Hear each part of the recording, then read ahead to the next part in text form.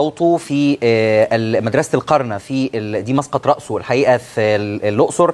لجنة رقم 1 أدلى بالفعل بصوتي في الانتخابات الرئاسية، كما أدلى بصوته كل مسؤول تقريبا في الدولة حتى الآن، يعني منذ الصباح رئيس الوزراء وعدد كبير من الوزراء أدلوا بأصواتهم.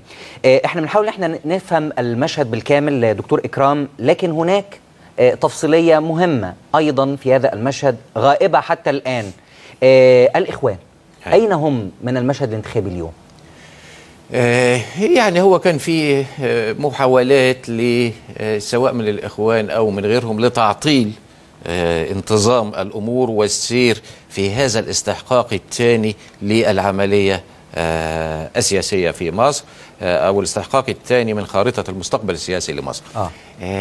إنما يبدو أن هذه المحاولات يعني لم تؤتي بنتيجة، وفي عامل مهم أيضا بيفسر ده، وهو التأمين.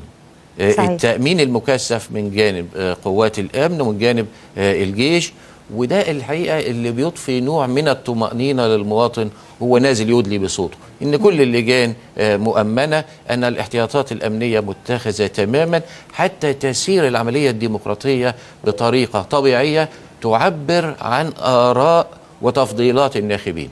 هي الديمقراطية في النهاية، الديمقراطية في النهاية هي حكم الشعب أو حكم الأغلبية من الشعب، وبالتالي من تتوجه إليه الأغلبية من الأصوات بيفوز، سواء كان الأغلبية تتوجه إلى حزب فيفوز يصبح حزب حاكم، أو الأغلبية تتوجه إلى شخص مرشح في الانتخابات سواء انتخابات رئاسية أو انتخابات تشريعية فيفوز.